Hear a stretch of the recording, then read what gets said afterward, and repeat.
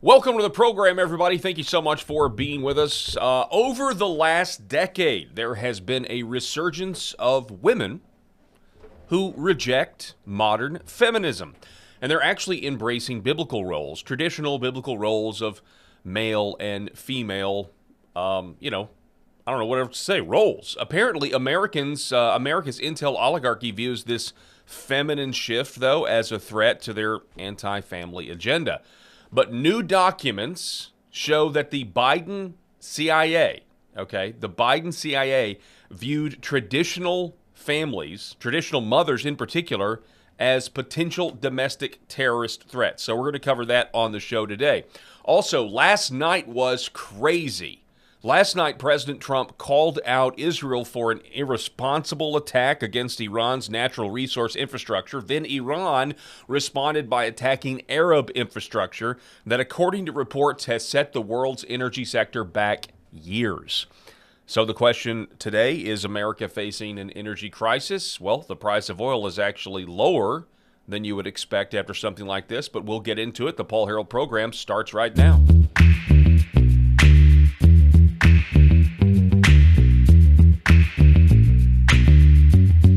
Paul Harrell program. Folks, we are broadcasting live on LFA TV. We are broadcasting live from Arkansas across different platforms. We really appreciate it. Those of you in the chat, hello. We appreciate you watching, listening, whatever you're doing. You take time out of your day and let us into your lives, and so we really do appreciate that. Today on the program, I'm joined in seat number 2 by Eric Haynes. Eric, glad that you're with me, sir. Great to be part of the conversation as always, sir. All right, so let's get into it. Yesterday we were talking about these newly resurfaced, I don't think they were brand new, but yesterday we were talking about these CIA documents when it came to 1965, Lyndon Johnson, weather control, that sort of thing. Well, this morning, one of the first headlines I saw after I got up, I'm telling you, last night was absolutely nuts. It was absolutely crazy last night. My phone was blowing up as the attacks were going on. I was talking to you guys.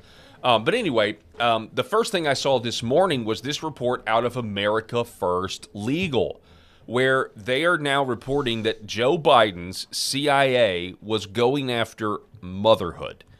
So again, there has been this resurgence over the last decade. They're called trad wives or traditional moms or whatever. And it certainly is a culture out there, but it's not just a one-off. Obviously there are influencers out there, but there's plenty of people out there who have decided to reject modernity. They recognize that there has been a war against the traditional family. They recognize that if their posterity is going to go forth and multiply themselves, that they have got to this is, you can say, the rise of the homeschool movement, the rise of people going back to church. People understand that the American family is under attack in a lot of different ways. And so the Joe Biden administration was watching all of this, and they were very worried. And, there's a racial component to this, too, because, of course, the CIA was warning that not only is this a female problem, but it's a white female problem. So for all of you out there who may have asked the question, like, why, there are people that do this, Eric, why does the right wing suddenly care about race so much? Whether it's Jeremy Carl's book called The Unprotected Class about, anti-white bias in our society, and, all of the different opinions people have across this particular spectrum. Why are white people suddenly concerned about their own race? Well, it's not like it's coming out of nowhere, is my point. It's stuff like this. This is just one of many pieces of evidence. We'll put it up on the screen here.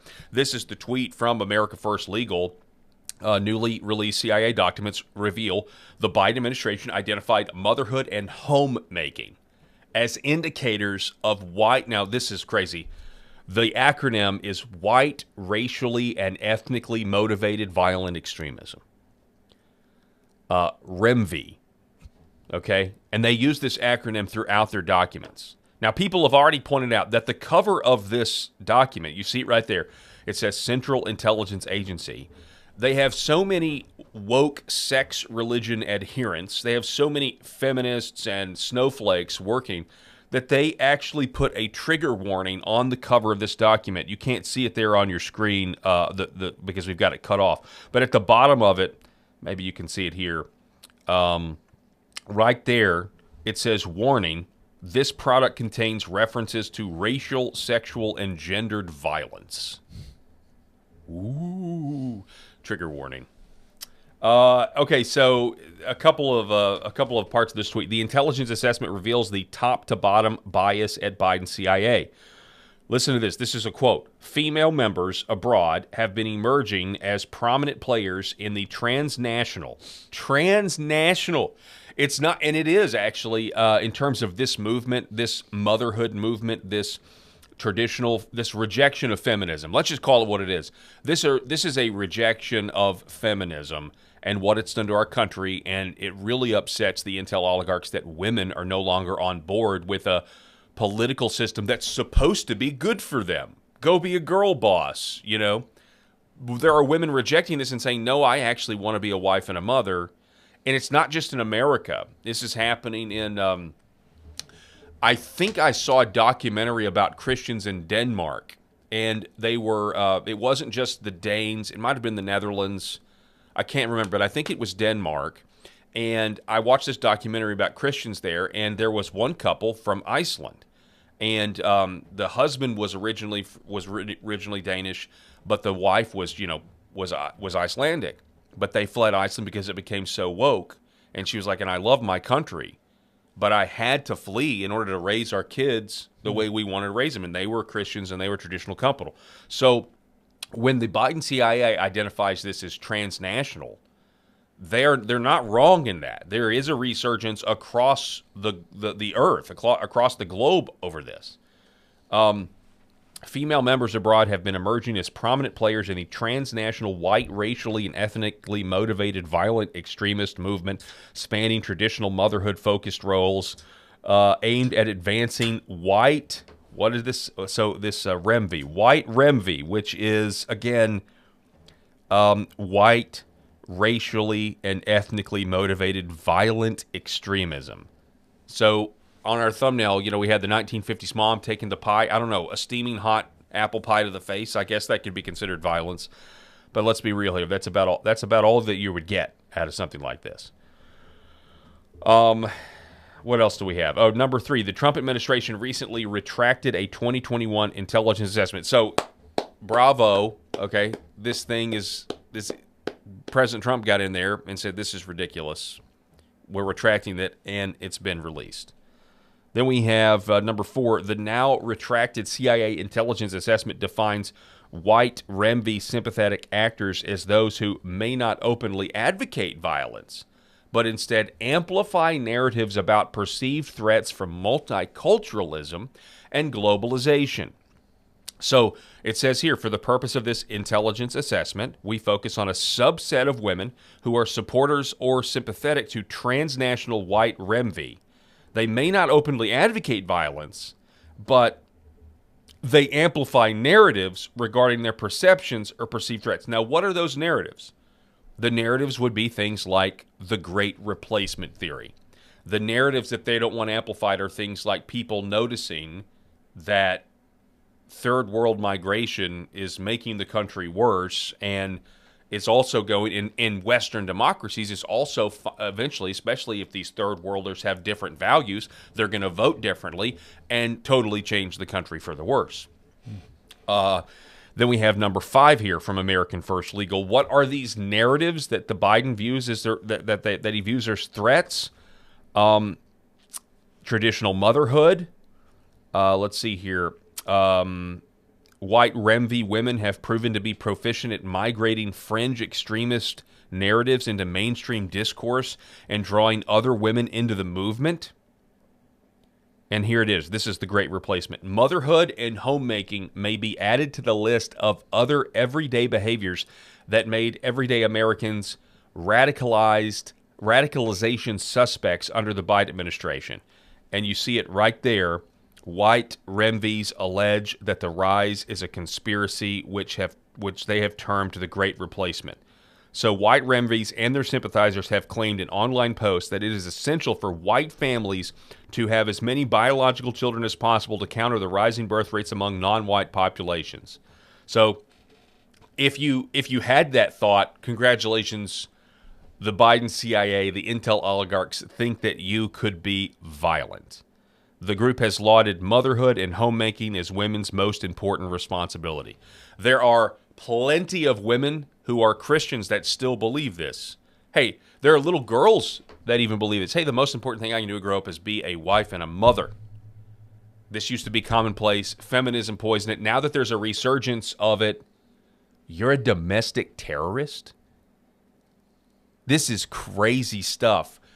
But the reason I started the program with it, Eric, is because I just want to remind people, this is what's at stake here, okay? What's at stake here is not just words on a page. Yeah.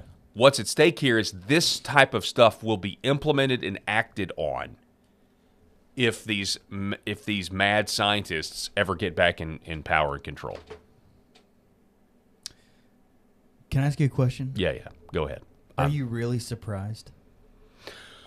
No. Are you surprised with the audacity of something like this, or, the gumption of this, assault on women, which is, to me, in my opinion, really what it is. It's the true war on women, and a war on women is a war against us all.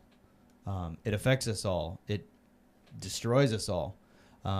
So they can put on the radicals can put on their Handmaid's Tale outfits and go march in front of Trump Plaza in New York as if he's the problem, when if they just looked at the reality of what was really going on during the Biden years especially, and what's been going on for the last few decades. I remember when I was raised by a wonderful homemaker and mother. I know I'm biased because she's mine, but my mother was incredible.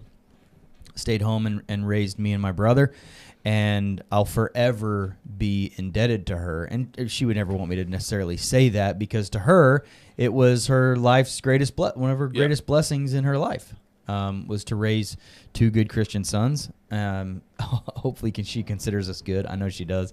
But, where did you come from? I don't even know. Who are you? Yeah, it's wild to kind of see this in print like this, and to see what they considered people like my mother. Yeah. Well, what kind of category they would push her into. Yeah. This is a clear example. Yes, to answer your question, am I surprised? No. But I do think it's worth pointing out that, do you know who else doesn't want women being mothers and men being fathers and good husbands and traditional, who else doesn't want the family strong? Satan himself. So this is literally somebody who is, the government said, in the Intel Oligarch, the government said that Christians who are living their lives according to their convictions, but also according to the Bible, is a threat to them. Yeah. You know who else it's a threat to? Yeah. Not coincidentally? Right. Satan. That's right. And darkness. So the light exposes the darkness. The light conquers the darkness. We go forth. We subdue the earth. And our own government is essentially planning. Yeah. This is the precursor to what happened in South Africa. Well, now, I grew up thinking of the devil as a shadow puppet of evil, way in the background, doing his little dirty deeds to,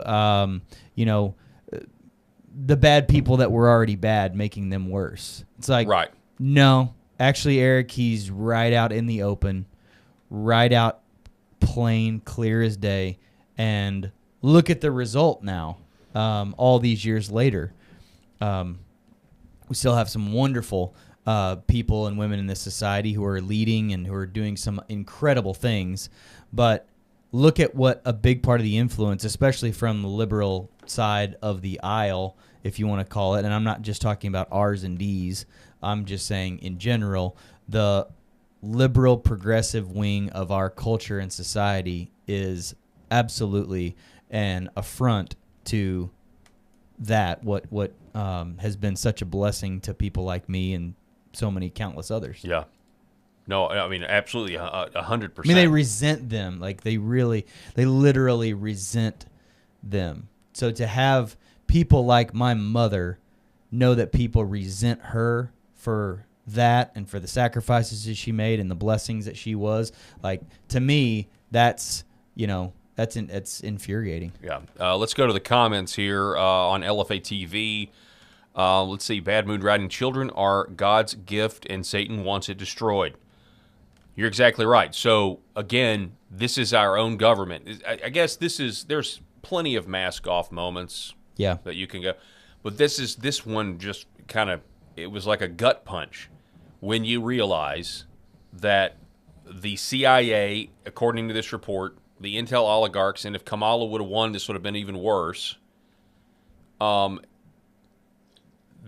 literally aligning themselves. They're hating the people that God loves, and they are advancing satanic ideas and principles to attack Christians, and eventually, take away our ability to live according to our conscience. Like this is like a beachhead document. You have the mad scientists essentially of the woke sex religion, the clergy of the woke sex religion. They're writing these documents, and then eventually it's like, when we get we're gonna implement this eventually, right?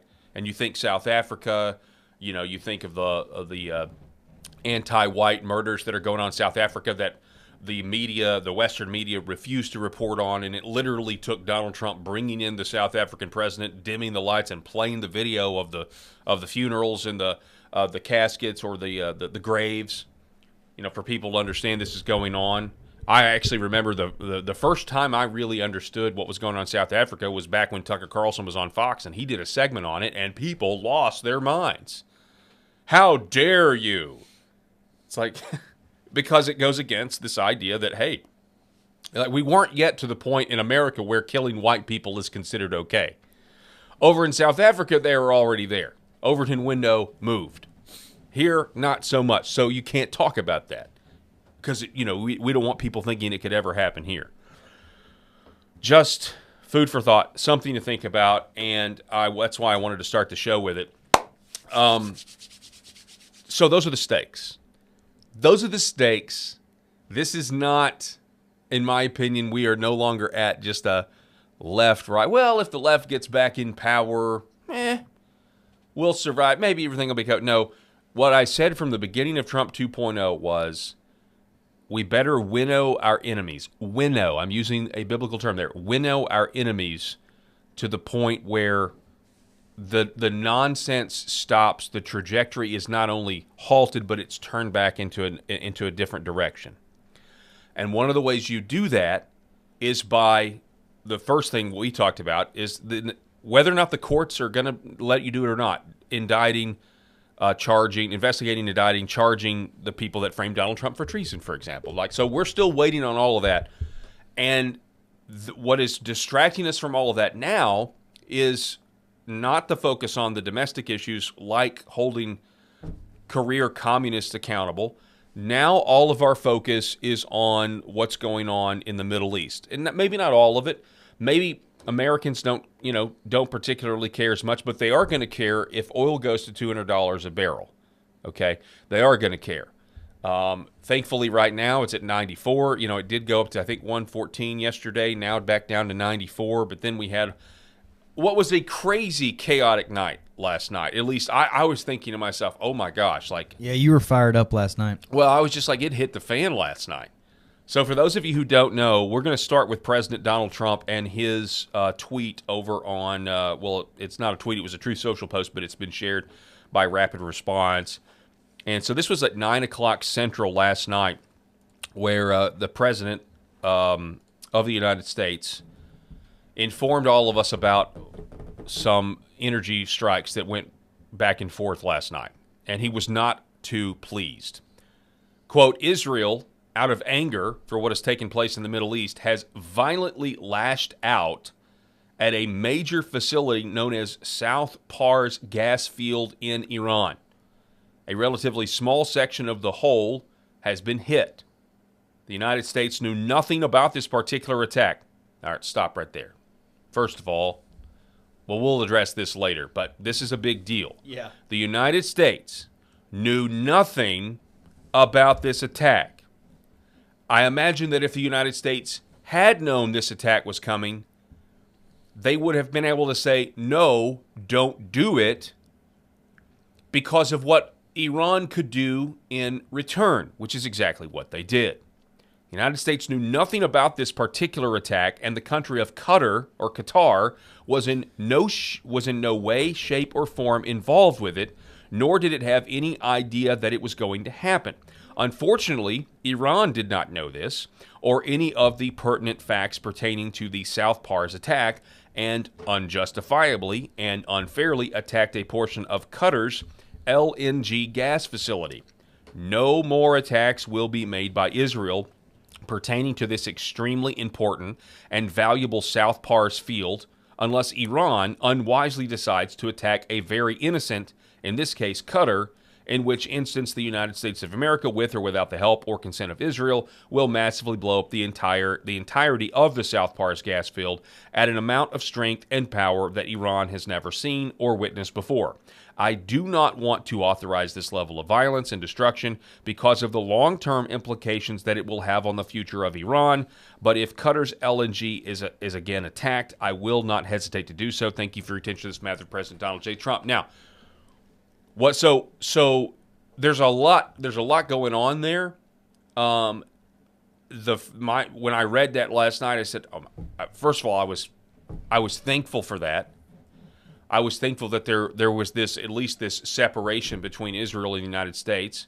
But it does also show you, many people immediately started speculating this was an attempt to escalate things because maybe President Trump is looking for an off-ramp or looking for a way to get the allies to secure the Strait of Hormuz so we can get our troops out of there and stop this stuff, stop this nonsense.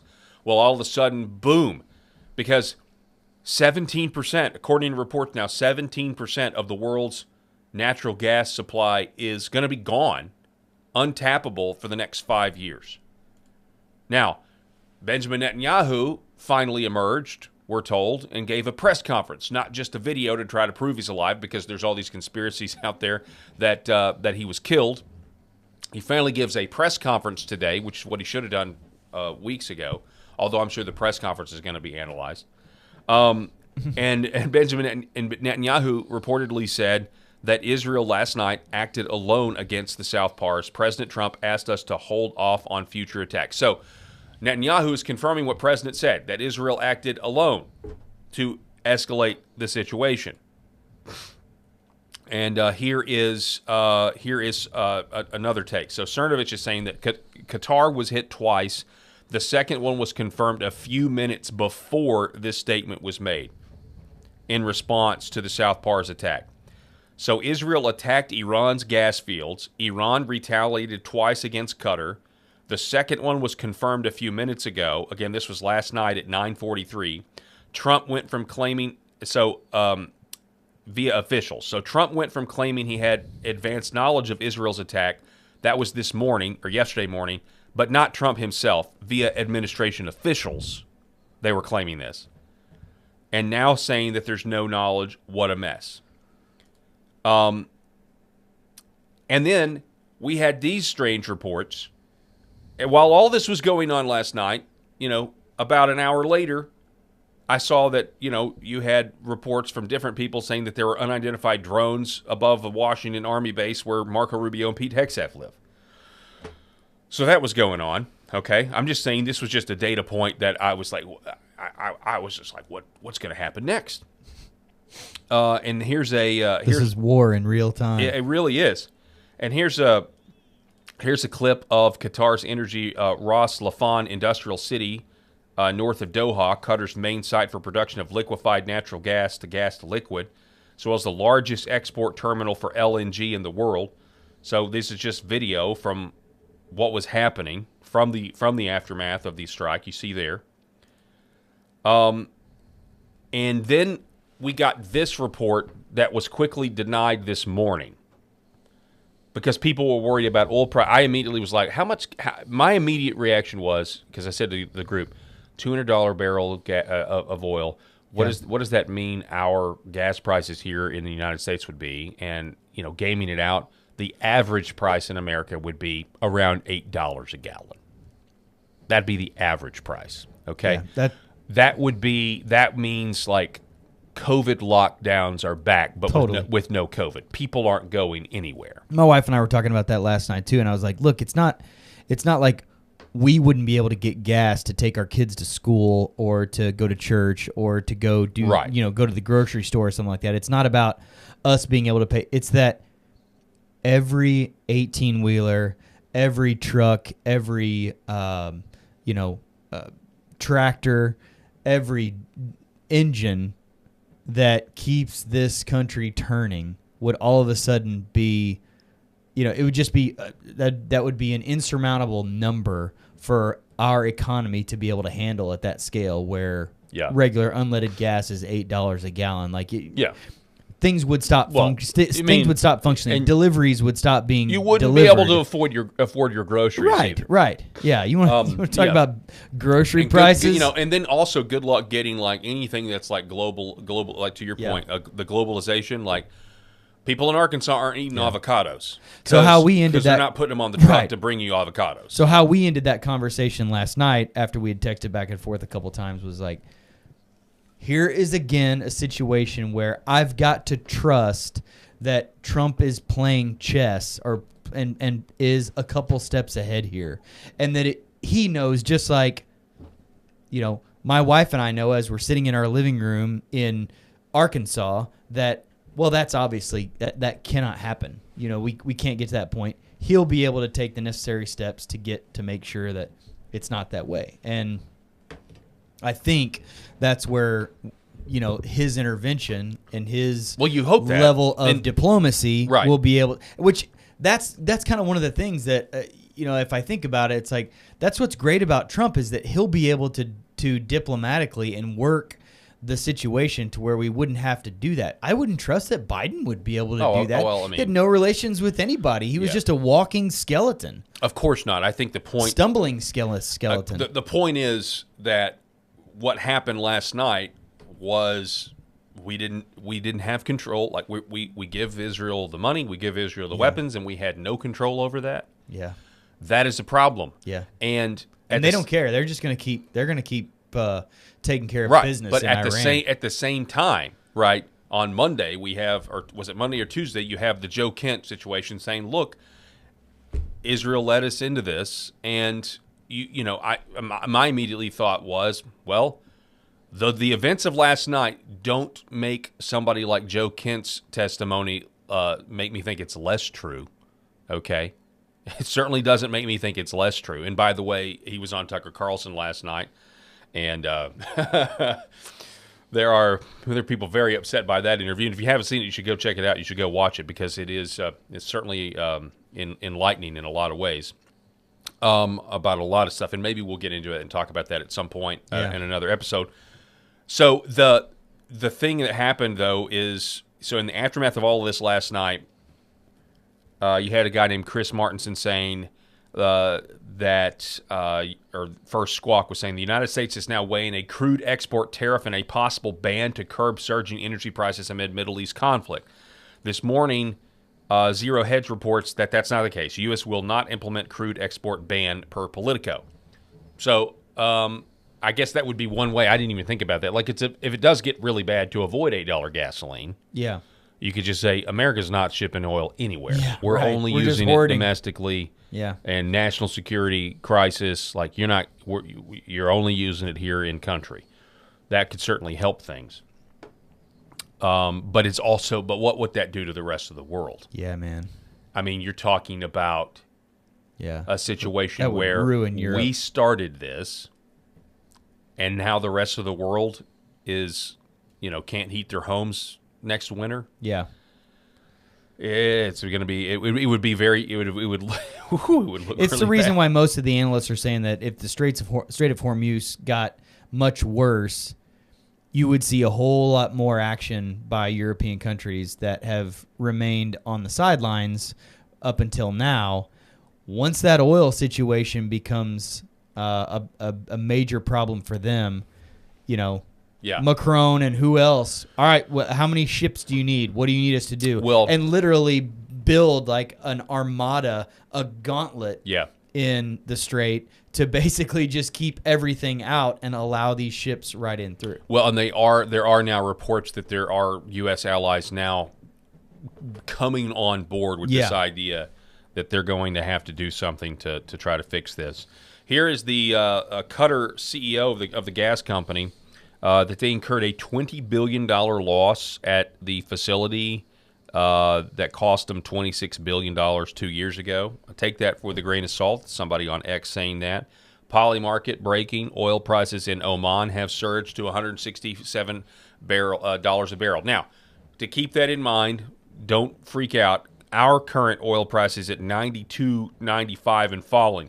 There are three. Okay, little education here. There are three distinct oil markets in Asia, in Europe, and the United States. Okay, so a lot's got to happen, I think, for us to see $160-something a barrel. It's not that it can't happen, but just so you know, there are three different oil markets. Now, it's still a big deal. I would imagine that the Oman oil is at 167, and then you've got Brent, is that crude at 113, and then the U.S. at 97.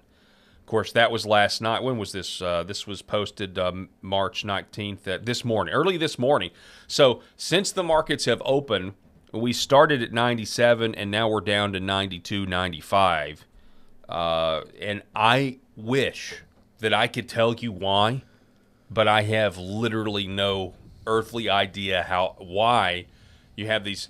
I mean, if you'd listen to people, and maybe this is a good lesson, X is a bubble. But I was on X last night, and I was thinking that this was going to be very, very serious. Mm-hmm. I was expecting us to see, $120 a barrel today or something. But that shows you what I know. I think all the Billy Bob Thorntons from Landman have been engaged. I think they've been engaged for a while, too.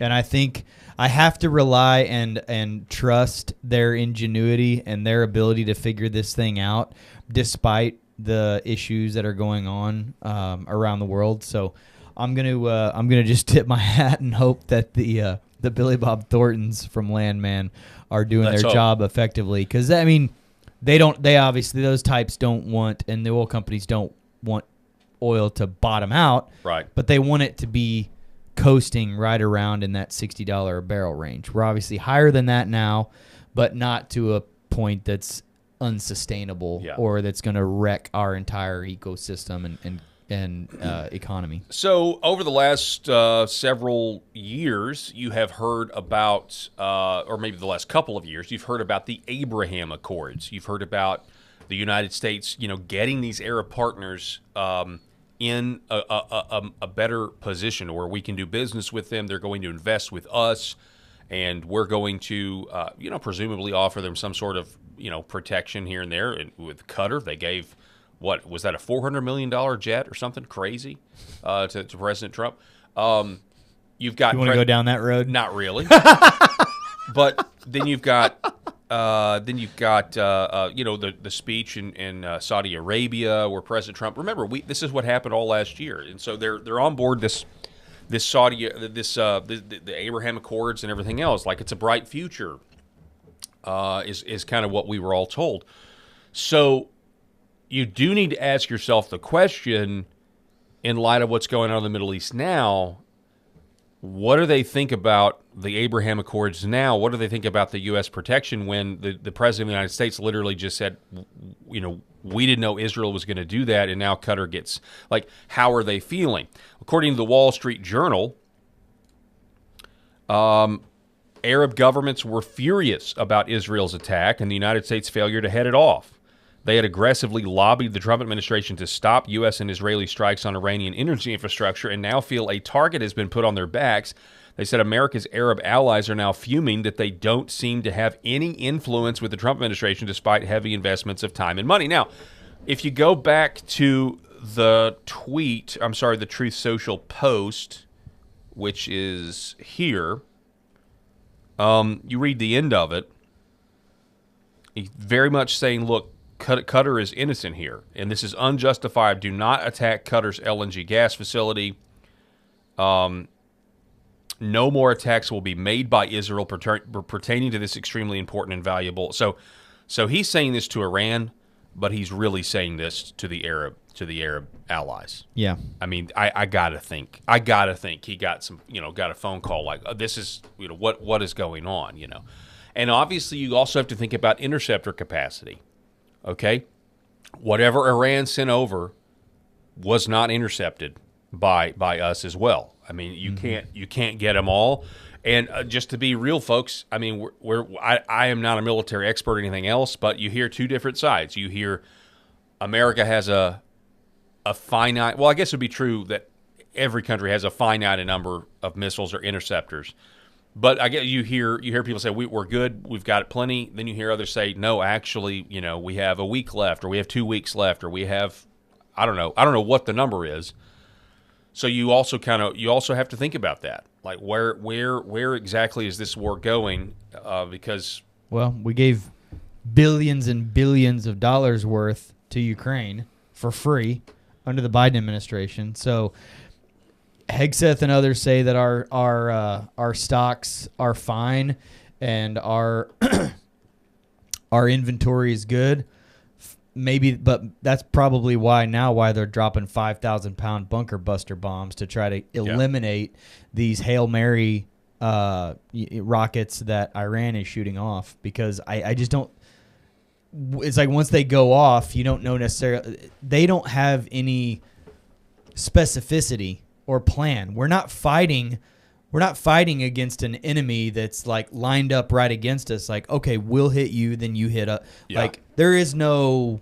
This is all drone-related cyber bombing. This is completely different than anything we've ever seen in our lifetimes as far as what we consider war, what you and I grew up watching, the documentaries we see about war now, Band of Brothers, Rambo, like whatever. Yeah. Nothing like what is going on now is in any comparison to what is happening in everything we've ever known, which is the good guys line up against the bad guys. Yeah. Even if some of them are in the trees and some of them are on the ground or some of them are in strategic locations, there's at least a back and forth. This is just like, it's weird now. Yeah, it is an interesting situation when it comes to how we fight warfare. I mean, all of them, I think most of the money back when we were fighting the war on terror, of course, seems like that's what we're doing all over again, depending on who you talk to.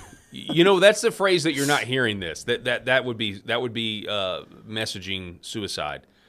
To say that this is another war on terror. You're not going to hear that because the American people are sick of that.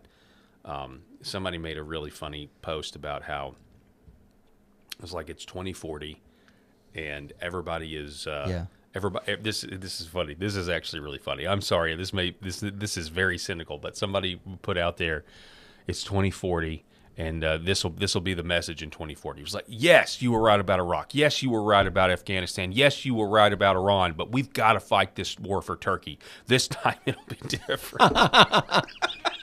Well, we figured out that saying the war on terror means nothing. Yeah. Because it's like the war on drugs. Yeah. That's everyone over there. That's their whole. That is them to an essence. We are the enemy. We are the infidels. They would love to see us die and are willing to do all these things. So what are we going to do in response? Just forever have this sort of like a blanket term that allows us to get to do these little things, or are we going to do something major and wipe them all out? No. So it's too many nuclear players now.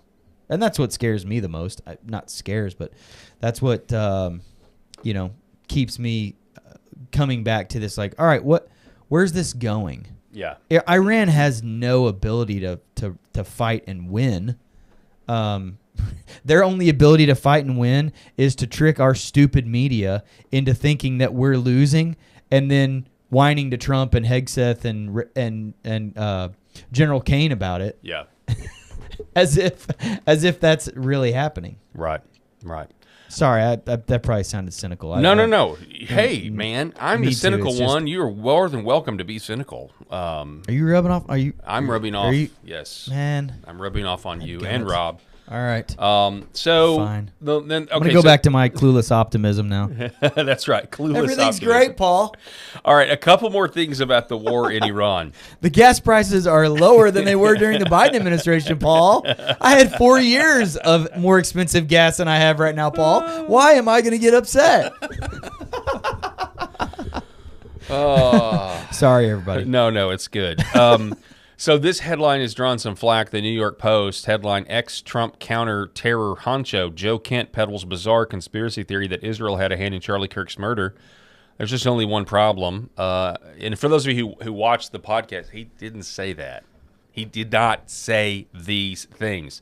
But to say that he said this, something that is a very provocative thing to say, is a means to just way to go, New York Post. Don't listen to any of them. I mean, matter of fact, here's a few comments. Patrick Webb, I don't think that's what he said. A guy named Tom Wood says, "Can you just report the news? You don't have to tell me something is bizarre. I can just decide for myself." A guy named Luke says, "You're lying." He said, "No such thing." He even clarified. And by no means am I saying that the Israelis did any of this. I'm saying there's a lot of unanswered questions there. And this was in the context, by the way, of him just saying, hey, look, we had other threads to pull at after the Charlie Kirk assassination. We had other threads to pull at that we were not allowed to pull at. That's all he said. There's nothing conclusive, but he just said we were prevented from running down some leads because he specifically mentioned the state of Utah, that the FBI wanted to defer everything to the state of Utah, the state of Utah, the state of Utah. And so I guess you could say he's a liar. You could say I don't believe him. But he did not say what the New York Post is. And so that right there, folks, and I like the New York Post. I like a lot of their coverage. But that right there, just so you know, is a red flag.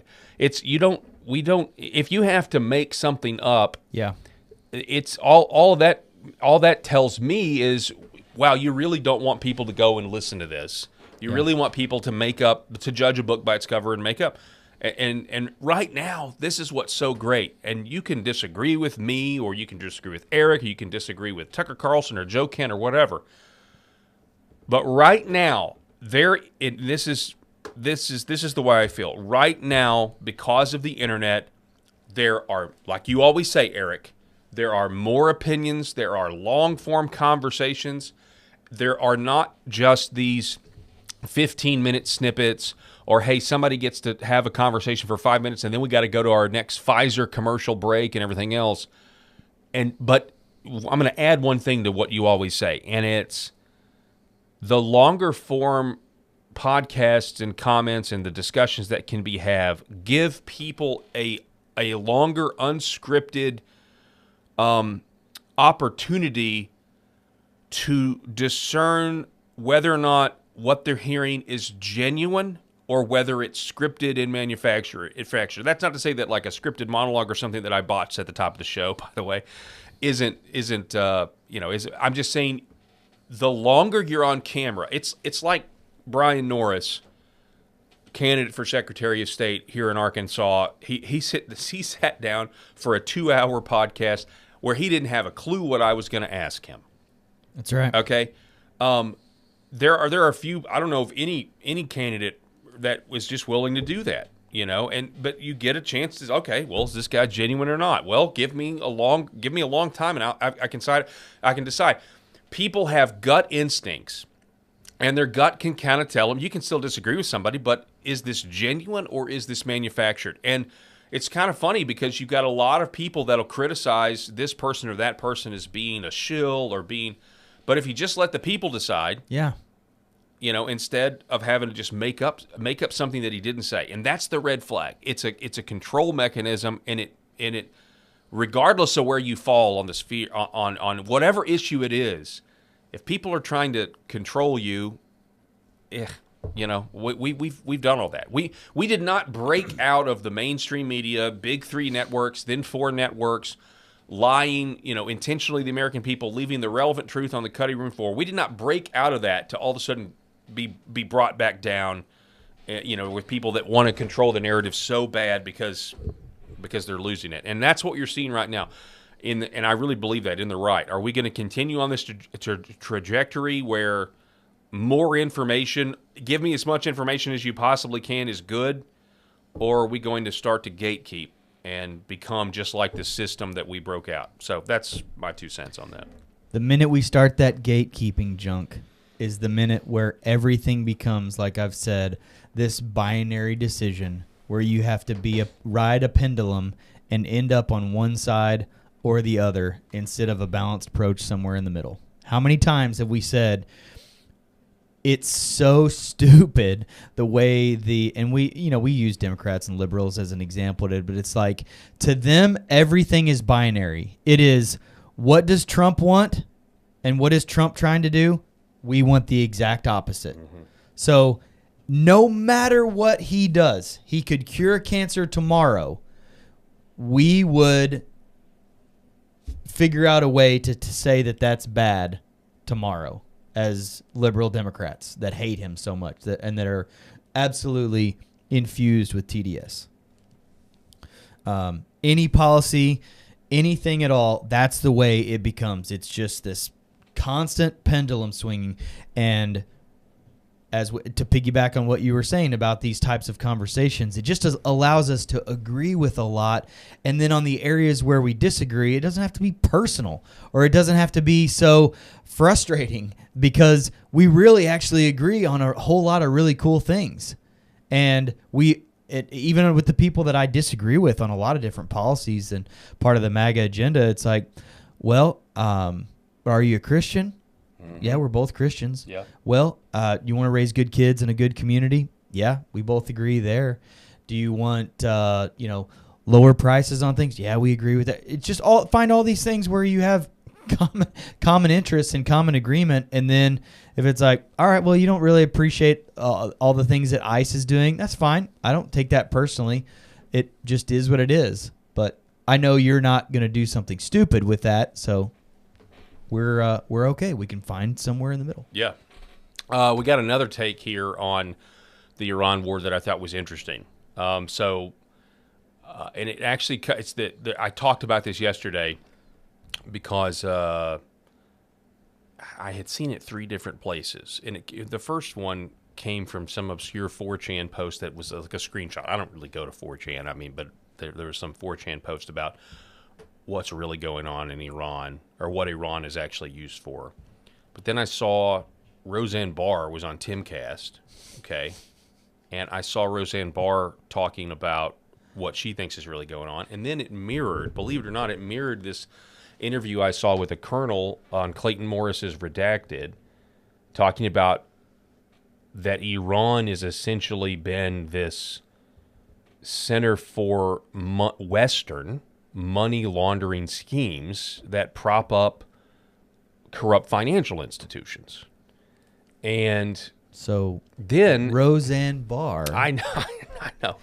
And this colonel. Yeah, right. I know. Well, it was just an interesting, because we're kind of arguing. There's different people arguing about pro-war, anti-war, foreign policy, that sort of thing. How wise is it to have to totally link up with Israel or any country foreign policy wise? And we see the results. There was this attack last night that Trump did not know about, was not given the okay on, and look at the results, right? So that's kind of where we're arguing at. But then to kind of hear that, hey, maybe people can walk and chew gum at the same time. What other pieces on the chessboard are being moved while the kinetic conflict is going on, the war. Yeah. So I want you to listen to this. Feel free. Tell me what you think. Again, this is a take that I haven't heard anywhere else. Listen. I think they would rather resurrect medieval lies than actually know who's in charge of what, because they wouldn't like to know the truth. They absolutely would not like to know the truth. What is the truth? Well, the truth is that the Royal British Empire is behind all of it. Uh-oh. Oh, no. Let's go. Let's do it. Tell me about it. And that is what Trump has, pretty much kicked in the guts of. And that's because of Prince Andrew and Jeffrey Epstein and all the banks of City of London. Oh. That's what's really coming down. When you say City of London here, they're not talking about London. Yeah. There's a city within a city. Just FYI, folks. And, of course, Iran is a great, money laundering center of all of that. And it sells 20% of its gas to China. So Trump has put them all, including Cuba, he's put their whole network that nobody ever talks about because they don't want to know the truth of how it's just British imperialism. Standard Oil is a better word for it than British imperialism. They'll go anywhere for the oil. They'll make up fake states all over the world and then sell weapons to both sides of every skirmish because they make money for their stock markets housed in Basel, Switzerland at the Bank of International Settlements, where they decide and fund every war because they make money on war. They are the military, industrial, pharma, whatever, medical, they are consolidated raw power. And they are royal. And, So there's a lot there, but it is interesting. So I read somewhere where the former Ayatollah owned land in take this with a grain of salt. owned land in France and the UK. And so then you think, well, I thought this was like the big bad boogeyman, Iran, that nobody's supposed to do business with in the West, that like all these sanctions and da-da-da-da. And you're like, okay, well, if that's true, and then what she's saying is true. And then I go back to something that Jeff Younger said on the show the other day when we were talking to him, and he talked about that we are kind of in America, we're kind of at war. There's a struggle right now between Wall Street old money and Silicon Valley new money. And the Wall Street money is resisting what Silicon Valley wants to do and vice versa. But I can promise you this, if there is some sort of money laundering, and there's also, by the way, look it up, there's a liquidity crisis with some of these hedge funds and investment firms where people are wanting to take their money out and they're saying no, they're putting limits on withdrawals. That's a Wall Street thing. At the same time, this is happening at the same time that we're in this war with Iran. I would imagine in some way they're connected. And I would also say that if there is some giant money laundering scheme going on that's benefiting the West, then it's not benefiting you or me. I guarantee you it's benefiting Wall Street. It's not. I bet it's not benefiting the new money of Silicon Valley, although it could be. When she talks about the Bank of International Settlements, a bank that many of you have never even heard of, or most people haven't even heard of, I say this audience probably has heard of it. But, International Monetary Fund, all that stuff is totally corrupt and is aligned with the World Economic Forum and all of that stuff. So all I'm saying is I wanted to play that because, and I feel like this should go into with your optimism, that there's other things going on here than just what we've been focused on, and that's, did Israel drag America to war? All of this stuff that we're fighting. There's, I guess what you could say is it all comes down to the almighty dollar. It all comes down to money. Yeah. And there's a very complex Venn diagram out there that I'm sure explains all of this. Okay. That's it, right? Okay. Thank you. Complex Venn diagram, and this is where I have to admit to you and the audience, like, this is where my simpleton brain just kind of shuts off a little bit, because once I start thinking into, like, oh, the puppet master is Israel, or oh, actually the puppet master is Great Britain, or no, actually we're all just in the Matrix, Eric, and you're just a pawn, and why are you paying taxes? Because like I shut down a little bit because my brain doesn't want to go down that kind of a rabbit hole and stay there. I've got to focus on raising 4 good kids. I've got a busy work life, and man, once I go down that, all right, now who is my puppet master? I start feeling like she's pulling a Candace Owens, or somebody's talking Candace Owens types, to where it's like, oh, the French legionnaires killed Charlie. Oh no, actually the Egyptians killed Charlie. No, wait, actually it was his own people that killed him. Oh no, wait, yeah, it's like my head starts spinning because they're making it spin. And so I have to back up a little bit from stuff like that and just say, okay. Yeah. No offense. And I don't mean to be rude. I just, my scope of what I can handle doesn't necessarily allow some, undercover English lords are actually running my life and your life, and yes. I pray that I'm right about that. All right, we're going to take a quick break. Thank you for indulging me. I really do appreciate it. We're going to take a quick break, ladies and gentlemen, and we'll be back here in just a moment, and we're going to talk about this Nick Shirley fraud that's coming out of California. We also have news about mRNA shots. And there's a myocarditis study. Wouldn't you know it? Where did now? That's a term that none of us heard before 2020.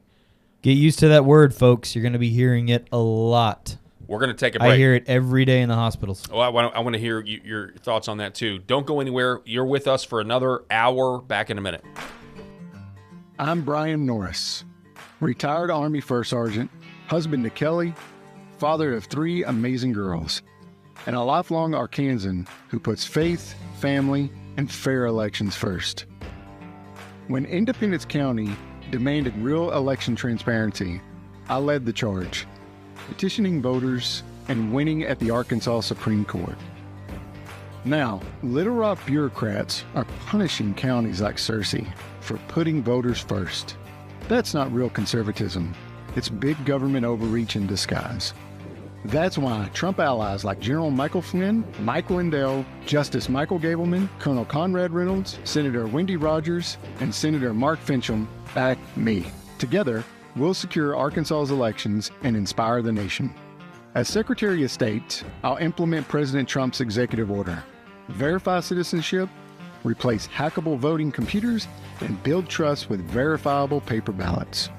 I'll cut red tape for businesses, harness our natural gas and lithium boom, and attract tech jobs to grow Arkansas strong. This is our fight, our future. Join us. Paid for by Norris for Arkansas.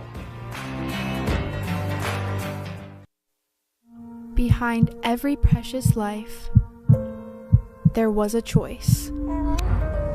Behind every family moment, behind every special memory, there was a choice. A life of joy.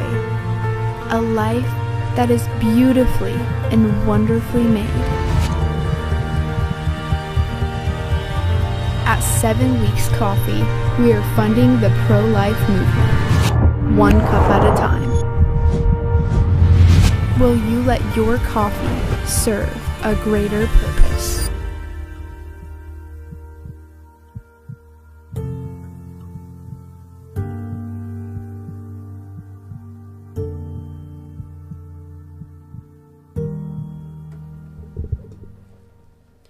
All right, folks, welcome back to the show. My name is Paul Harrell. We're broadcasting live from the state of Arkansas here on LFA TV, as well as Paul Harrell Program's YouTube channel and my Facebook page, as well as over on X. So make sure that wherever you're watching this show, we like, share, subscribe.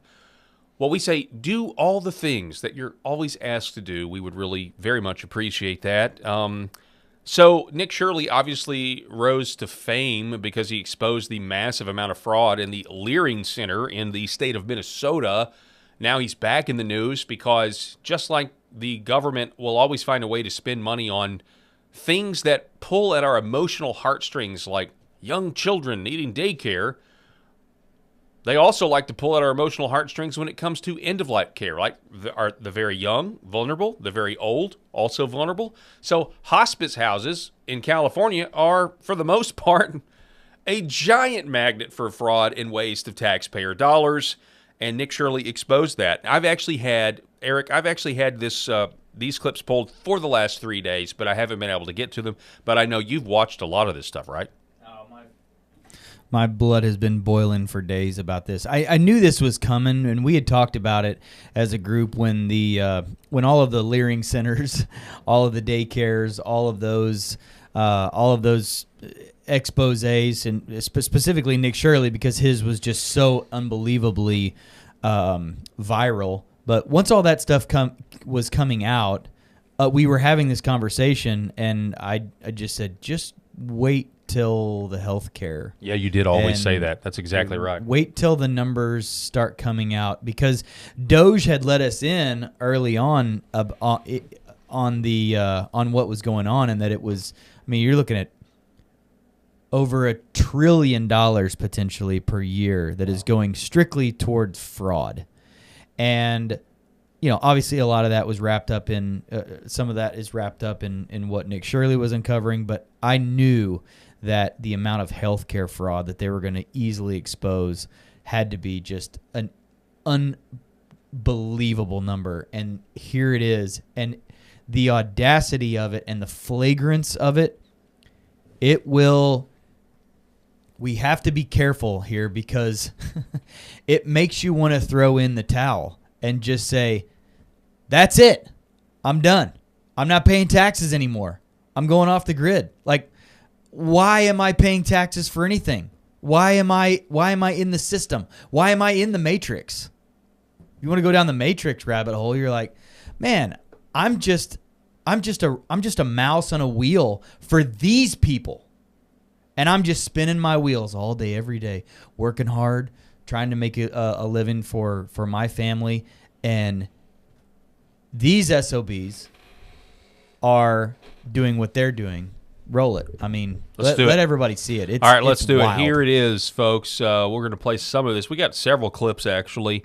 This is Nick Shirley in his expose out of California. Now let's head over to where there's so much fraud you're going to lose your mind. Let's head over to Van Nuys, where there's home health care and hospice fraud literally everywhere. With the fraud here, California ranks the highest for Medicare, Medicaid, Medi-Cal, whatever you want to call it. They spend the most amount of money per state. And here in LA, 1 out of every $10 that goes towards home health care in the United States goes to a business here in LA.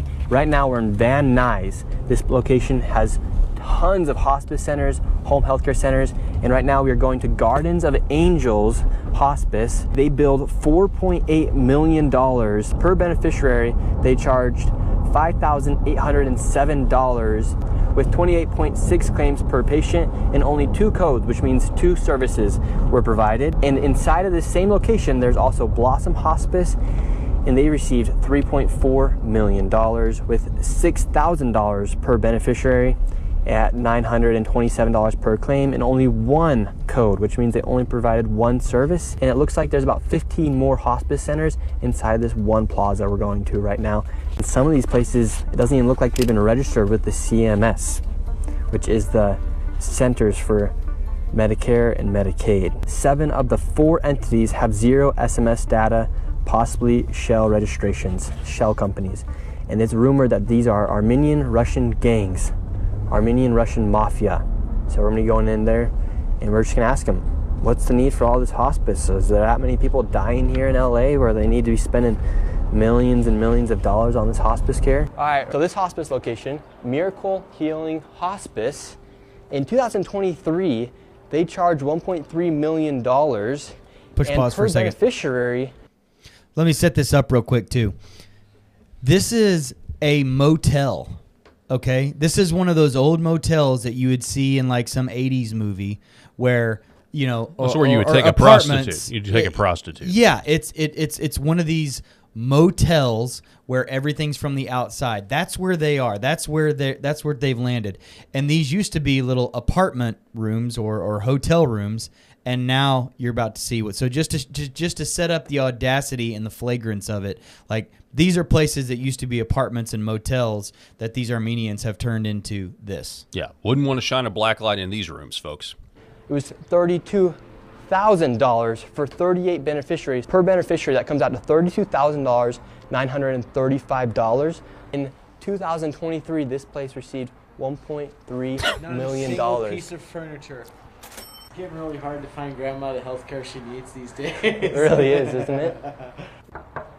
Not only are these shell companies, these are shell buildings. It's like somebody took a motel building and turned it into 100 fraudulent organizations. We got a nice Mercedes down there. Three nice Mercedes down there. This 3 place Teslas. might even double as like a illegitimate car lot. Like, are they selling a car right now? And once again, it was completely empty and nobody was there. We went to the next door. I mean, it just dawned on me. You wonder, not only is there this grift and this fraud, but I don't know the chapter and verse of what I don't know if it's a psalm. I don't really know. There's that part in the Bible that's just praise to the Lord to not be super wealthy so that you're tempted to sin, but also don't be super poor so that you're tempted to sin, meaning like steal because you're so poor, right?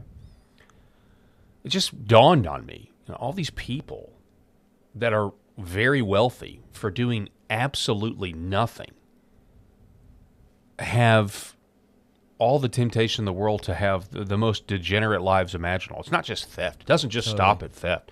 So you just kind of wonder, like, how much of our society, because the government is enabling people to not have to do a hard day's work, to not have to understand the struggle it is to put food on the table, and all of the things involved in that, the trust, especially if you're a Christian, that you have to constantly, especially if you're a Christian business owner, that you have to constantly give over to the Lord every single day and these people don't have any of that. And so you wonder why our society from a moral standpoint it's just like it feeds on itself. How many of these people are doing the I don't even want to go down with it, but you know what I mean? It's a lot of that would be contributing to the fact that they're getting something for nothing. And I know that sounds, well, duh, but for whatever reason, for me, it's like an aha moment for me, is what I'm trying to say. So, look at the vehicles on that parking lot. A bunch of M8s, brand new Mercedes, Teslas. I mean, as you see more and more of these videos popping up, you see just the flagrance of it. Again, I've said that before, like they're not even quiet about it. I mean, granted, they don't like the curtains being pulled now, but the way they're living, like they're living high on the hog and then getting themselves, because of they're enriching themselves so much, they're putting themselves into positions of power and rubbing elbows with politicians. Mm-hmm.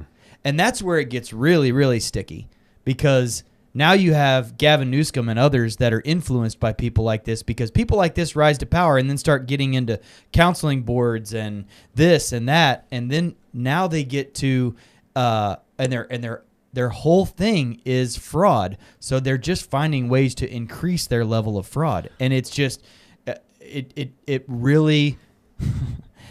Let's go to this one. So we're at the same location. Classic. The motel, and then there's this interaction. Watch. Are you the head honcho here or what? No, you're the head honcho. Get out of from here. Give me my phone. Wait, I thought you don't know who these people were, though.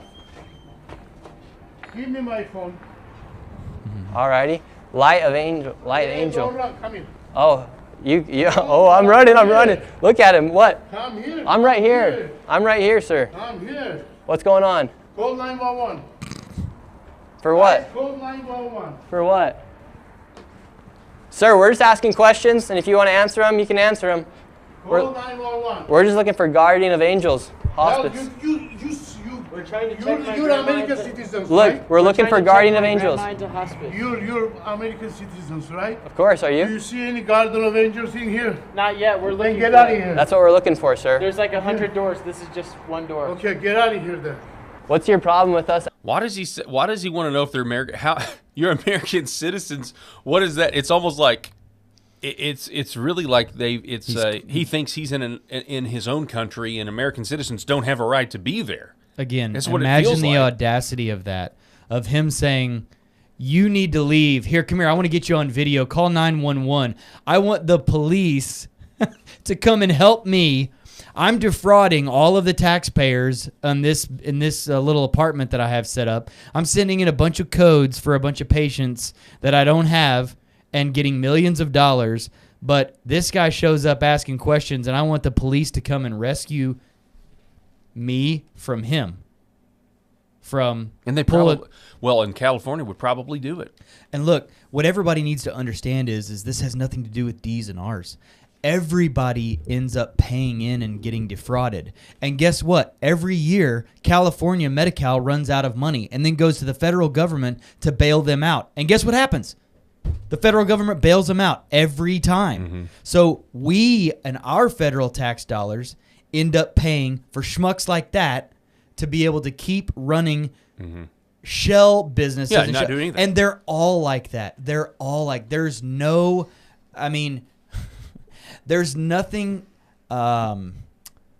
nobody's camouflaging anything. Like, they're just putting little signs on the doors and then sending in Medicare codes. And here's what they do. They end up preying on the elderly, and they get their Medicare numbers. And then those people become patients whether they know it or not. That's how all this works. They set themselves up as hospice care facilities, but they still need some kind of information. So what they do is they set up these fraud rings and these scam phone calls where they call senior citizens and get their Medicare numbers. And once they get their Medicare numbers, they farm that out, and those Medicare numbers become patients. Now, those patients have never set foot in that building. They've never had an interaction with them other than the call that scammed them out of their Medicare ID card that is in their little wallet. Okay? So little old ladies like my grandmother and others get taken advantage of on these scam calls, and they end up giving away their Medicare numbers, and they become and patients. There you go. And that's how it works. And nobody checks up on it because they're all in on it. Everybody's getting paid. Don't think that little Armenian guy right there is the key master and the puppet master. No. There are bigger guys involved, and those bigger guys are paying off the people to look the other way. Was that a Ghostbusters reference? Was it? The key master. And the gatekeeper and the key master. You didn't say gatekeeper. You just said key master. Anyway, it always works. You ever see the movie Beekeeper? It's fairly with recent. Jason Statham. Yeah. It's kind of about the same scam. They scam some old lady out of all of her money. She kills herself, and then and ends up being like going all the way up to the White House. I'm not of Medicare age, but I get calls from these scammers every single day. My phone goes off with spam alerts every single day, and it's these people trying to call and scam. Oh, me too. And eventually, it doesn't matter what I do either. It's a numbers game. Eventually, enough calls are going to lead to enough senior citizens that are gullible enough to give away their numbers because somebody calls them and says, "Hey, we have a problem with your insurance. Your Dr. Smith needs to ask you a couple of questions, but we were running your card. Can you give us your card number again so we can put that into our system? We know you have insurance. You're great. Don't worry. We just need your number so we can fix this little billing issue." And then Grandma gives her Medicare number to those folks, and then boom. They've got a new patient forever. Yeah. They've got a patient forever. And they sell that number, too, to each other.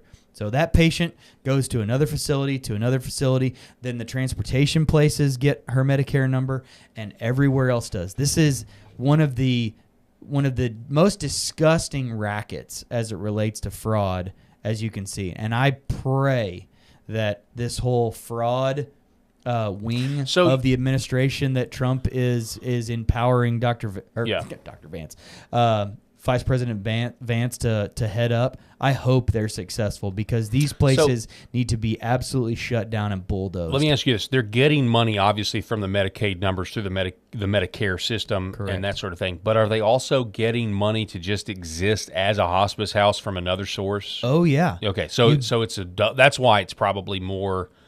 You bill procedure codes or CPT codes, and you also bill facility fees. so that those numbers go up. So you set yourself up as a facility in the system, in the Medicare system, and then you set yourself up for the CPT codes that you bill toward that insurance for that procedure or service that you're giving to that patient, and they just run up the tab.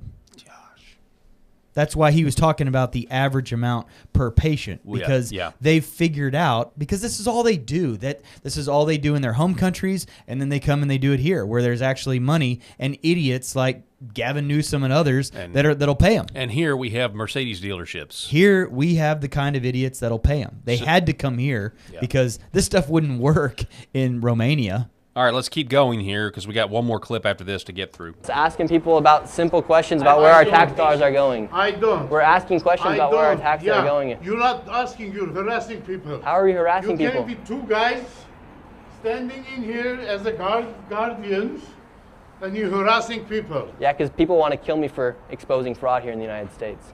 Why they want to kill you? Fraudsters don't like being exposed. Can I just make an observation? This man is wearing a Tommy Hilfiger shirt. I haven't seen a Tommy Hilfiger shirt in a long time. When's the last time you saw a Tommy Hilfiger shirt? I was just thinking back to my senior pictures in high school. I would have been in high school, yes. Probably wearing Tommy Hilfiger shirts in every picture from my senior pictures from the late 90s. It looks new. I didn't even know Tommy Hilfiger was still making clothes. What's next, Massimo? Is he going to show up with a Massimo shirt? Nautica. Z Cavaricci. He's probably got Z Cavaricci jeans on. Remember For Us, By Us? Yeah, that's a little newer, but yeah, for sure. A little FUBU. All right, so here's more of this. I just wanted to make an observation. That's a Tommy Hilfiger shirt. Haven't seen one of those in a while. Are you raising your voice if you have nothing to hide? You think I'm hiding? What are you so scared about me coming around here for? I'm not scared. I'm telling you, don't harass You're shaking. people. Why are you shaking? Because I have a diabetes. Okay, great. Yeah. But so I need your full names. Oh, you want my full name? It's on the internet. No, I'm shaking because I got diabetes. Because my sugar is low. My sugar is low. That's why I'm shaking. You call the authorities. I'm shaking because you're here and the goose is up. The jig is up. I need all of your names. My goose is cooked. That's what I meant to say. Sorry about that. To internet, I'm too old. Oh, yeah, he shops at Ross. We're just asking you questions about. What's your full names? Oh, Eileen, we just want call. hospice. They told you the Garden of Angels in this building. It's right here. To check in my grandma. Go look for it, bro. You see? That's what we're doing. That's what we're doing. And you're getting mad at us. Diabetes. We can't find it. So you went with the Wilford Brimley accent. I did. Diabetes. Yeah, I couldn't put the Armenian twist on it. Yeah, those commercials do the old school Wilford Brimley diabetes. But then you would get hit. You'd be watching Fox News like 10 years ago. You'd be watching Fox News and go to commercial break, and all of a sudden be like, "Yeah, do you use dirty catheters?" And we're like, "Oh my gosh!" Do you remember those? Absolutely. It's like, whoa, gross. It was the guy on the plane. It wasn't. He was like a plane mechanic. They wouldn't even ease into it. It was just like, all right, action. Do you use dirty catheters? They get right to the point. I know exactly which one you're talking about. So are all Where's my grandma gonna go, man?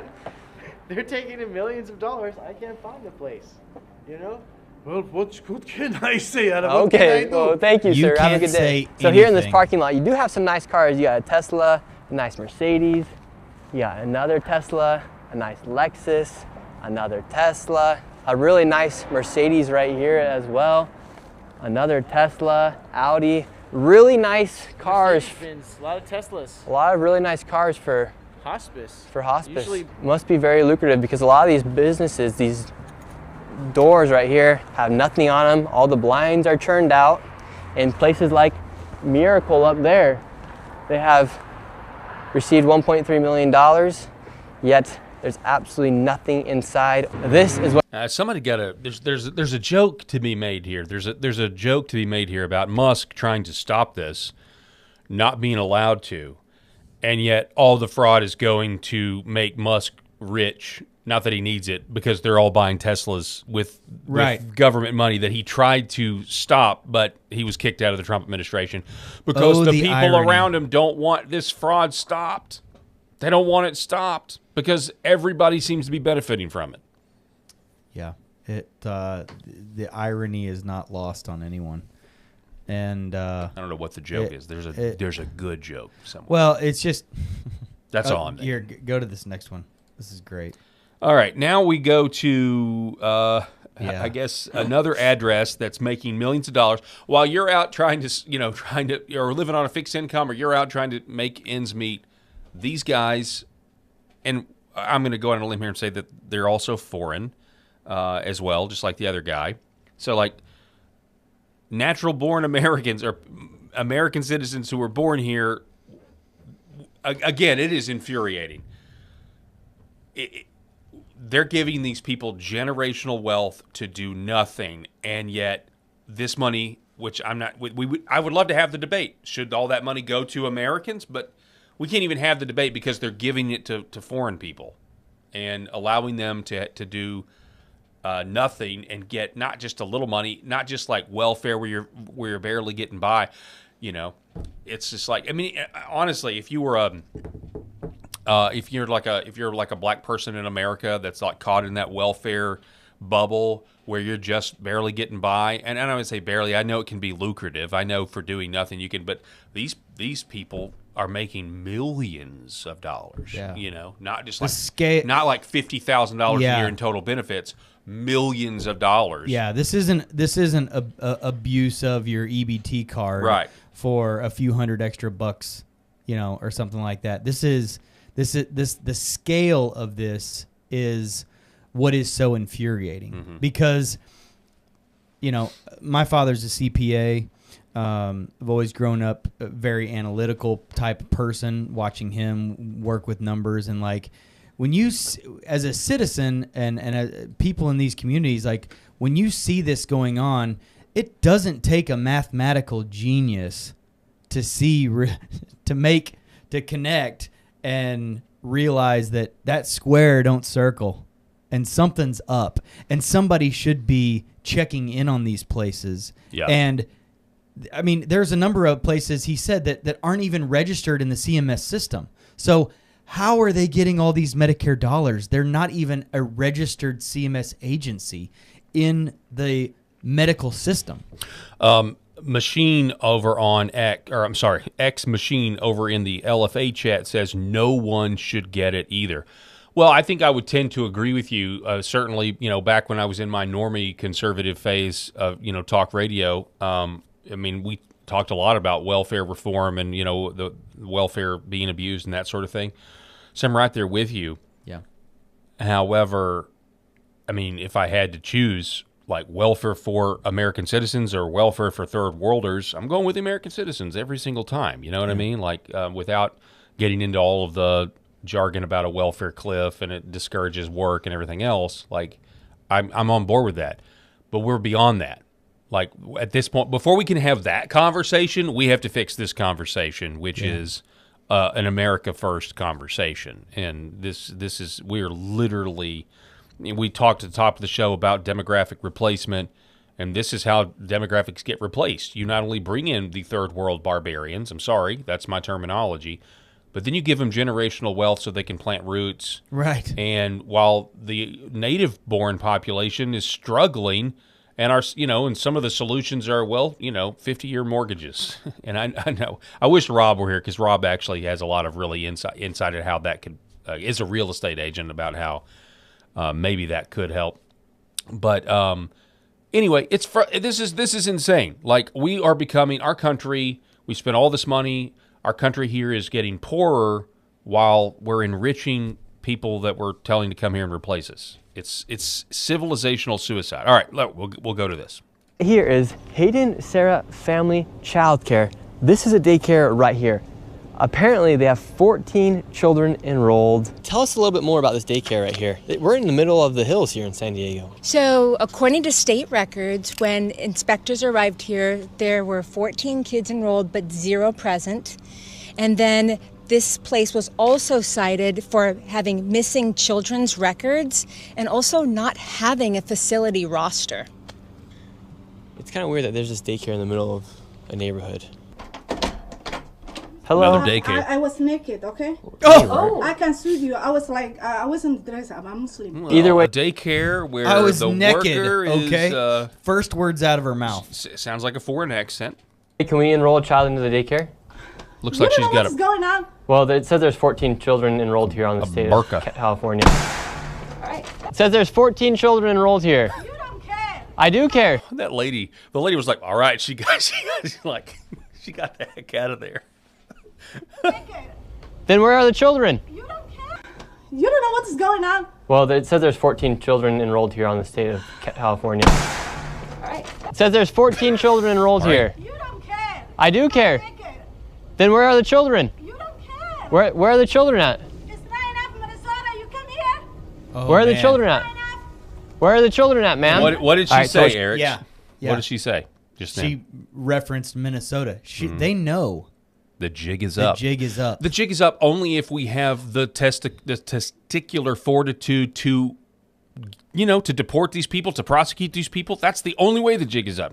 But anyway, go ahead. What I was going to say is God bless Nick Shirley, and we need hundreds more like him, because a whole lot of other people are asleep at the wheel and are getting paid to look the other way. And it's quite obvious that what we saw in Minnesota was not only a systemic problem of fraudsters and Somali pirates doing what they were doing on the streets of Minneapolis, but that the people that are elected to serve the citizens of Minnesota were 100% aware and looking the other way, and putting a few, investigating a few, while the numbers actually went higher. Like, I was remembering Ellison and Tim Waltz bragging about, we've put like 80 people away for this and prosecuted. And it's like, well, but the numbers grew every year, tens of millions of dollars worth of fraud, to where you ended up, what was the number we had? It was like $430 million from a few years ago, where it was $3 million, so they need to start making some plans to go back to where. Well, and JD Vance, this is now kind of been handed over to him. They're gonna give Vance, so come on, let's support JD Vance as much as we can, and hopefully he's going to take over this domestic fraud issue, and we will see people held accountable. She's making a video right now. She's going to send it out all to all the other daycares. But at the end of the day, enrolled for 14 children, no children here, and this is from the state of California. We're not targeting Somalian population. We're just going after daycares, and it just so happens to be that all the daycares, they are Somalian so far. Where are the children at, ma'am? So that's literally 14 children. The exact same Would you like to make a statement? And it's this. It's out of a fraud to get money tithed back to political campaigns, but it's also out of a white guilt scenario where we're importing these third worlders, but they're not good business owners. They're not going to start their own businesses. They don't know how to start their own businesses. People aren't going to do business with them. So in order to fulfill our worldview of how we want the world to be, the government will just give them businesses. So on paper, we can say they're business owners. And it's and it's at the expense of all of us. A generational expense. All right, we're going to wrap this video up. Statement as to where the children are? You don't care where is my children are. Ma'am, we would not be here if we weren't asking you. You don't care. You don't care. What do you mean we don't care? This is why we're here. And don't record me. You don't care. This is why we're here, to ask about these daycares. Ask me who you are. Who you are. My name's Nick Shirley. You already know that. Shirley, I know, but you a trouble man. How are we making trouble? You're causing trouble. Let me call 911. We just want to know where the children are. No, I'm calling 911. For what? To you. For what? You come to my house. We haven't done anything. I don't know. The problem with these daycares is that they receive money through a program called CalWorks, but as you see, there are no children actually there. These fraudsters are simply enrolling children on paper to receive government subsidies. Even after the state visits these daycares and confirms there are no children actually there, the government and the state continue to give these daycares money. Wars have been fought over less. I was going to say, it's just... But it's not just that. CBS News is even reporting this now. This by Laura Geller at CBS News. Headline, State records show 89 hospice companies at one Los Angeles office plaza. We went to look for ourselves. It's the Merabi Professional Medical Plaza. It's a 3-story, 32,000 square foot stucco and glass office building in Los Angeles. Is home to a salon, a law office, a modeling agency, a realty corporation, and also 89 licensed hospice companies. Come on. But what will be done? Wait till you see one of the videos where the business is a hospice. Oh, so in the same little general store, it's a hospice house, and it's also a Western Union MoneyGram. Oh my goodness. MoneyGram facility. So you just take the hospice money that you get from the government, and you go from one desk and then hit over to the other desk and then funnel that money out. I mean, in the same, not only same building, but same room. Wow. It's a hospice house and a money. Well, I mean, that sounds like that's just something out of the mob that you would see in a Godfather movie. I mean, it's like it is organized crime. This is organized crime without the Senate investigations, that you would see in The Godfather. This is organized crime, except the government is actively participating in it. Not just with there's a corrupt senator over here that's in our pocket, or we're in his pocket, or whatever. No, it's just the government passes a law to give a favored class all of the money at the expense of mostly white Americans, but I mentioned black Americans too. Yeah. It's all of us. And law enforcement hasn't stepped in, and people are too scared to rise up and take care of the problem themselves like they have in generations past. So it just keeps going on. Yeah. Meanwhile, you and I are still stuck on that mouse wheel. We are. We're just paying our taxes. That's crazy, man. Yeah. So President Trump was in the Oval Office today meeting with the I believe this is the head of Japan, or a Japanese official, and they get a question. One of the Japanese journalists asked President Trump, "Why didn't you tell Japan about this attack? When we struck first in Iran, why didn't you let us know about that?" Donald Trump's response is classic. Of course, Japan and U.S. are very good friends, but. One question, why didn't you tell U.S. allies in Europe and Asia, like Japan, about the war before attacking Iran? So we are very confused about Japanese citizens. Well, one thing, you don't want to signal too much. When we go in, we went in very hard, and we didn't tell anybody about it because we wanted surprise. Who knows better about surprise than Japan? Okay? Why didn't you tell me about Pearl Harbor? Okay? Right? He's asking me, do you believe in surprise? I think much more so than us. And we had a surprise, and we did. And because of that surprise, we knocked out, the first 2 days, we probably knocked out. Anyway, I saw that. And I missed that, man. I'm so glad you played that. That is gold. Yeah, it's good, man. I mean, it is really funny. I mean, literally, she's sitting right there, like. It doesn't need to be taken insulting now. We're far enough removed that it can be what it is and laughable. Part of me thinks like, oh. Well, we're definitely full enough removed. I mean, the fact that we have any sort of relationship with Japan after 2 nuclear bombs. Oh my gosh! We can bring up Pearl Harbor now if they're willing to talk to us after nuking them twice. That's classic. Yeah, it is. That is classic Trump. Who knew better than you for surprises? Yeah. Also, just point of fact, our news here, Chuck Norris, according to reports, has been hospitalized after a medical emergency in Hawaii. Just pointing that out, Chuck Norris, somebody who is... No way. Obviously, he's on the right. He is a very, very famous man. Obviously, the litany of jokes that people tell against him. So I figure I'd throw it in there. If Chuck Norris comes to mind, go ahead and say a prayer for him. And say a prayer for his family. Maybe it's not his time yet, But I will say this. There's already people out there saying that the Grim Reaper is attempting to pay Chuck Norris a visit, and Chuck Norris is responding with roundhouse kicks to the face. Look out, Grim Reaper. as we look at that. So yeah, I hope nothing bad happens to Chuck Norris. Obviously. In other news, more from Director of National Intelligence. Before we get to this, before we get to DNI Tulsi Gabbard,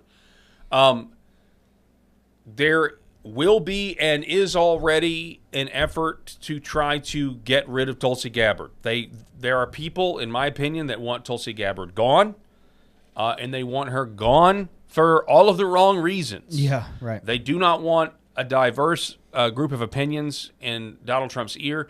Tulsi Gabbard, not only I think is I just think is going to be less likely to say, yes, go bomb another country. She's also the one that knows Donald Trump was spied on by the real traitors in the intelligence community. She is now the head of the intelligence community. The people under her are the ones that participated in the color revolution that framed Donald Trump for treason.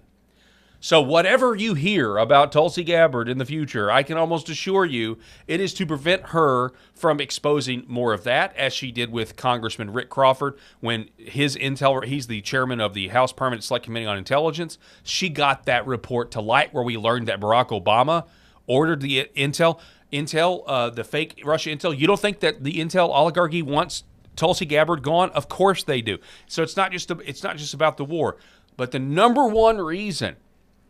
I don't care what you hear about Tulsi Gabbard. She is on the cusp of releasing information about how our elections are rigged. Full stop.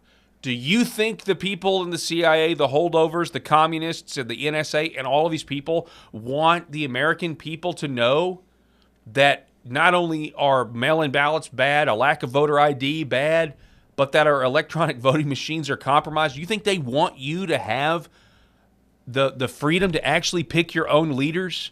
It's literally the difference between revealing to the people that we have been enslaved and that we're free. So just be aware of that. The Intel community cannot stand Tulsi Gabbard for that reason. She's already given the report last year to Trump, and we haven't seen it yet. Do you know why? Because I guarantee you there are people saying, no, don't do it, don't release it, don't tell the American people the truth. Just like we still don't have the truth about Butler.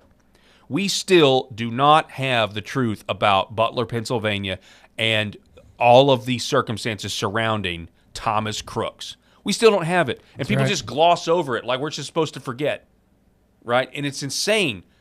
That is how deep the deep state is, ladies and gentlemen. It's that deep.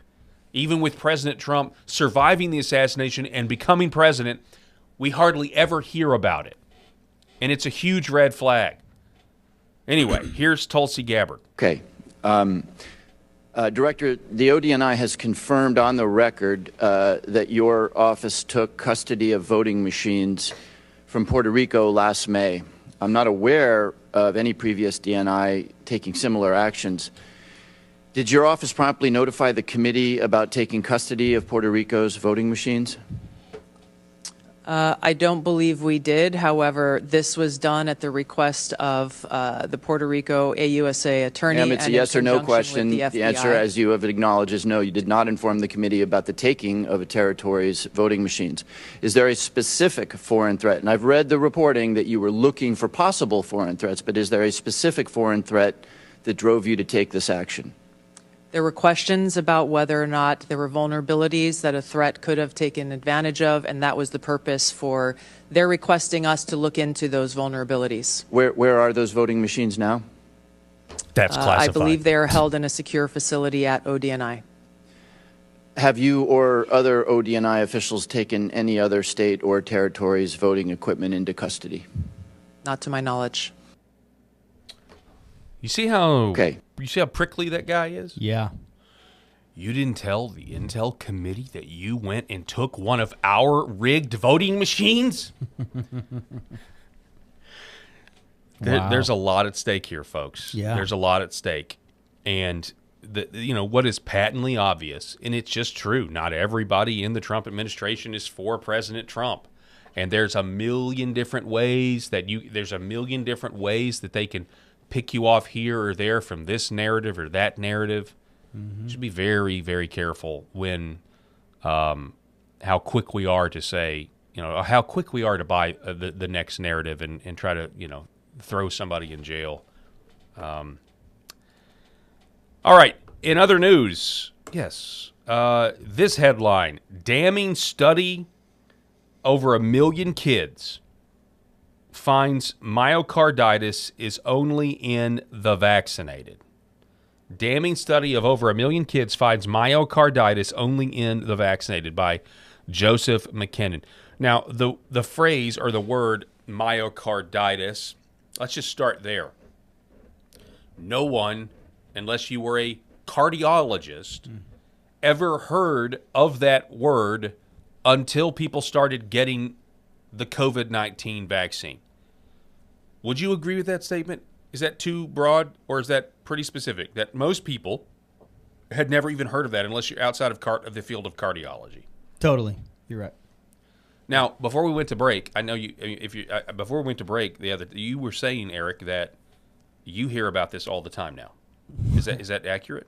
I do now, because it's coming up all the time in normally healthy people that have no... Are they kids? Are they old? Or is it all age ranges? Many age ranges. Some of which that have zero history of heart disease in their family, which heart disease is very, very, I'm not going to say gene specific, but that's one of the most important questions cardiologists ask is do you have a history of heart disease in your family? Because it follows a pattern. But with this, they're now just really trying to figure out causality and causation relationships here. And I'm not going to point all the fingers at only one seeming common denominator yet, but I'm also not stupid. And the American people better get wise real fast to what's coming, which is some extremely convincing evidence, yes, in my opinion. Extremely convincing evidence. Yeah, I mean, it's in healthcare, you never use the word never or always. Well, okay. However, don't look at these data endpoints and stick your head in the sand. I know of somebody. Okay, just to prove your point there, I know of somebody who had myocarditis, got myocarditis really, really bad, young guy, wasn't ever vaccinated. It happened. It was right after he had COVID, right? Had COVID, got myocarditis, and is better and healthy now and fine, recovered. It's all good as far as I know, right? Yeah. However, I think that's even another correlation. Totally. What about the COVID? So what about the vaccine? And it has to come to the spike protein because the mRNA vax, the way I understand it, makes your cells these spike protein manufacturers. And it's the spike protein that I think goes after the heart. But, I mean, what do I know? Pericarditis and myocarditis appear to have been problems visited solely upon vaccinated kids. The Biden administration and so-called experts characterized COVID-19 vaccines as safe and effective during the pandemic. In the face of an avalanche of tragic evidence to the contrary, the powers that be waged costly and unsuccessful propaganda and censorship campaigns to cure Americans' skepticism. You remember Bill de Blasio? Well, you mean I can get this, a burger and fries, if I get vaccinated? No, I mean, I know it's 9 a.m., but are you really serious? Then all I got to do is go get vaccinated, and I get a burger and fries. It's like the mayor of New York City, huh? It's like now we hear that like you need to you could have like burger and fries in your bloodstream, and you'd be healthier. You have a better chance of being healthier than getting one of these shots. Although the Trump administration has alternatively acknowledged the risks and fallout associated with the vaccines, the Food and Drug Administration admitting, for instance, that the vaccines killed numerous children, a coalition of medical organizations is fighting to legally force the government to keep recommending the COVID jabs for healthy kids and pregnant women. And there's a judge, I mean, and of course I know that's the vaccine schedule, but a judge just tried to reverse RFK Jr.'s, new vaccine schedule. That legal effort appears especially questionable given the findings in a recent study that children spared from the vaccine also appear to have been spared from an unfortunate health complication. A peer-reviewed study conducted by researchers at the University of Oxford, the University of Bristol, and the Harvard T.H. Chan School of Public Health, and published in January in the scientific journal Epidemiology, looked at the safety and effectiveness of the Pfizer-BioNTech COVID-19 vaccine in healthy children ages 5 to 15 following the rollout that began in late 2021. Using data from the Open Safety TPP database with the blessing of NHS England, the researchers compared the effectiveness and safety of 1, the first vaccine dose versus no vaccination, and 2, a second dose versus a single dose only. Specifically, they compared 141,711 children ages, this is not a small study, ages 5 to 11, and 410,463 adolescents ages 12 through 15 who were given a first dose of the vaccine with equal numbers of unvaccinated children from the same age groups. The researchers found that the vaccination provided some benefits, including an initial protective effect that waned by 14 weeks, as well as a lower incidence of emergency room visits than recorded among the unvaccinated cohort. They noted, however, that, quote, myocarditis and pericarditis were documented only in the vaccinated groups, with rates of 27 and 10 cases per million after the first and second doses, respectively, end quote. As of late January 2023, the UK Health Security Agency said that, quote, the reported rate for heart inflammation, myocarditis, and pericarditis was 13 per million first doses and 8 per million second doses at the monovalent Pfizer-BioNTech vaccine, end quote, among those under the age of 18. Does that make sense to you? Do you read many scientific papers? I do, all the time. Okay, so that's a huge N value. What is N value? Describe N value, Eric Haynes. You know what you're talking about here. So N equals the number of patients in the study. Okay. You also look at a few different things when you're looking at evidence-based medicine. Was the study randomized? Was the study in a multi-center, or was it targeted to just one place and one specific geography? Is it were the patients randomized to receive placebo, or to receive the medication? In this case, you don't have that because you're looking at a specific number of patients that received vaccinations, and in this case, the N value, which is the number of patients who received, is huge. Typically, in any evidence-based medicine study, once you get above 2,000 to 5,000 patients enrolled in the study, and you have data out toward a certain length of time, you can consider that like a pretty good study. And in this case, as you pointed out, you have 141,000 children that were in the 5 to 12 cohort of the study, and the rest of the children were in the 12 to 18 age range. The fact that this is coming up, even if the percentages are low, it reinforces the point which so many people tried to make in the beginning of this, which is that we never vaccinate children to protect the elderly. Never. It's never been done in history. This was the first time.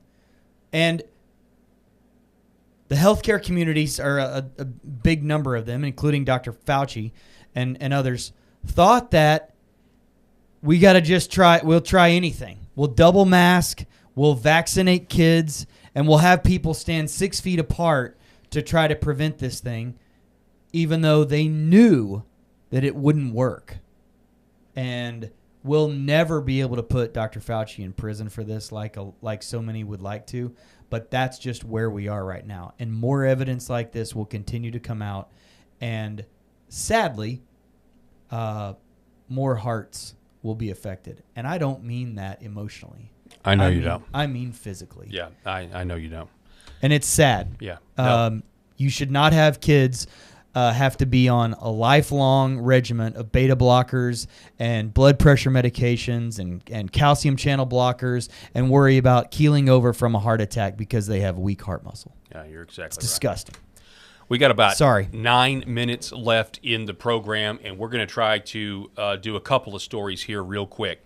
Giving you an update on accountability, or our fingers crossed. We hope this actually happens. Axios is reporting that James Comey has been subpoenaed in the Florida grand jury grand conspiracy case against President Trump. And they want me to subscribe to it, but here it is. Former FBI Director James Comey has been subpoenaed in the wide-ranging grand conspiracy case against the ex-officials who investigated and prosecuted President Trump. Two sources with knowledge of the situation tell Axios. Now, Axios is traditionally liberal, but it's also a place where leakers like to leak. There are people in the Trump administration, like, I don't know who. Everyone wants to talk about leakers these days. Like, there's a source that someone's being investigated. Joe Kent's being investigated by the FBI. Well, that's from a leak. Somebody's leaking that. Yeah. You're accusing him of leaking, but then the reporters are getting it from a leak as well. From their By the way, that's sources.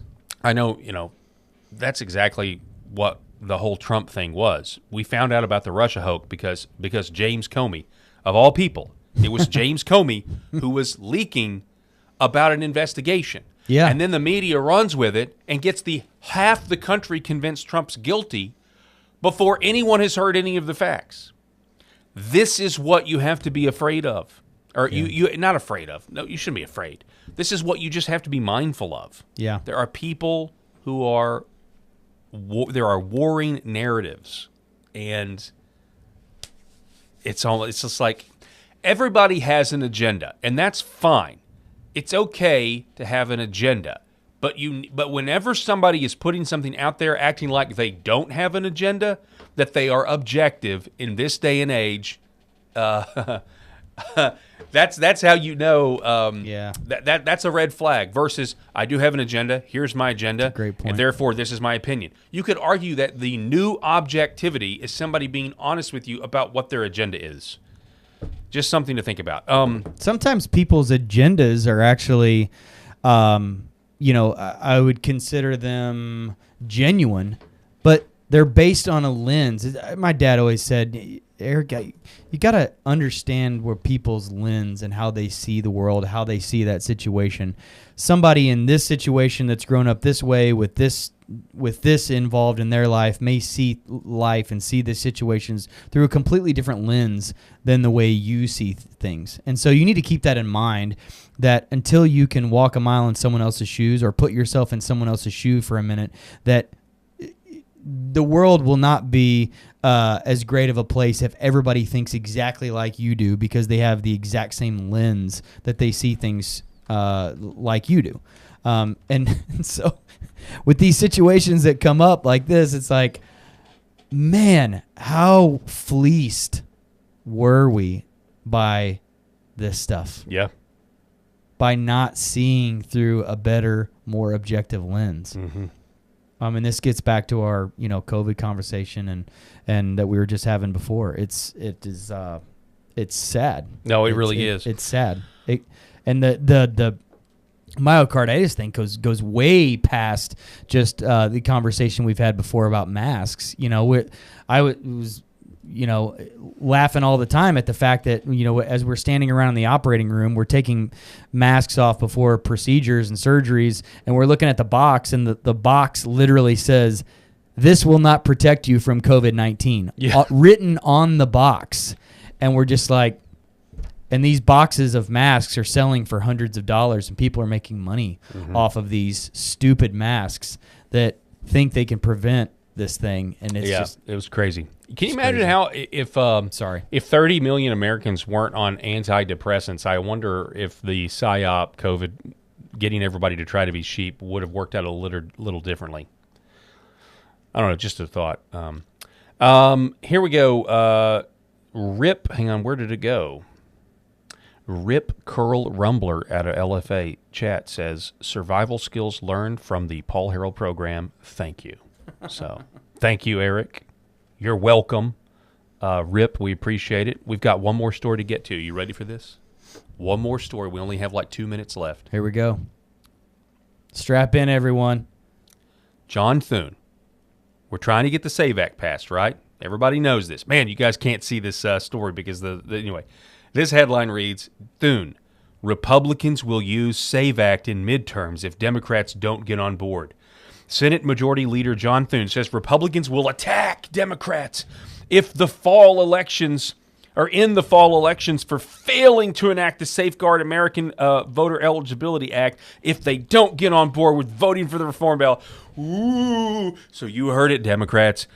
If you don't do the one thing that could lose you the election because we would get voter ID and no mail-in ballots, you'll be attacked. You'll be attacked by Republicans, and Democrats will get to rig the elections anyway. John Thune is a joke. Oh, the irony in that threat. What an absolute joke. We're going to attack you. Yeah. Politically. What a joke. It's pathetic, man. It's absolutely pathetic. It makes me sick. PAC really commercials will be saying, well, we didn't get this passed because of them, but we didn't want to do what it would have taken to get it passed, which we could have done, but we didn't do it, so now we'll blame you. Yeah, so now we get to blame you. I mean, it's just insane, man. Morons. Like, I really don't understand on that the path forward, and hopefully my prediction, holds true about the executive order if they can't get it through Congress. I saw Louisiana's Senator Kennedy was saying that they'll try to pass it with 50 votes via reconciliation. I don't know, but I'm very skeptical with the whole thing, the whole process right now, and I know you guys are too. And I'm just not really sure what exactly the path forward is going to be, though. I'm really not. But anyway, want to remind everybody that if you like what you see here, actually pass me one of these games here. Here we go. So a lot of people don't know this. I actually haven't told the LFA audience this, but this is a card game of mine. It's called Left Wing Will and the Red Pill. I wrote this game a couple of years ago. Maybe we'll play it, but it's the card game that laughs at the left's expense. The card game that laughs at the left's expense. And it is... we do need to play the game someday. It is the story... it's a 400-card deck. It is the story of Will, your stereotypical leftist. And he is crazy and a leftist lunatic. Okay? Absolutely nuts. That we poured everything we could into this. Our cruelty, our malice, our will to dominate the left. The only way to buy one of these now is if you subscribe to my Substack, at least for the moment. So meaning that you have to become a paid subscriber. Okay, so if you become a paid subscriber to my Substack, which is paultalkshow.substack.com, I will send you. I will get your address and I will send you this game. Left Wing Will and the Red Pill. That's Left Wing Will and the Red Pill. That's the only way to get it. It is a novelty. It's funny. I think you'll like it. We do need to read some cards so you know exactly what I'm talking about, though. All right, Eric Haynes, brother, thank you so much for being with us today. God bless y'all. I appreciate you being with us, and I guess today's Thursday, so I'll be flying solo tomorrow for Friday, so I'll see you on Monday is what I mean to say. Yes, sir. All right. So I'm going to be back here tomorrow on LFA TV for our Friday edition.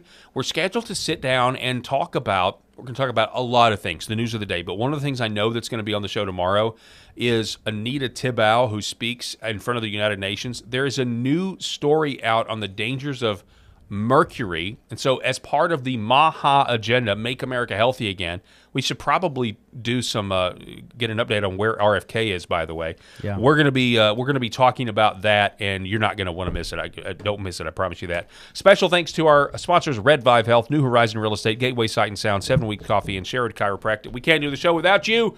God bless.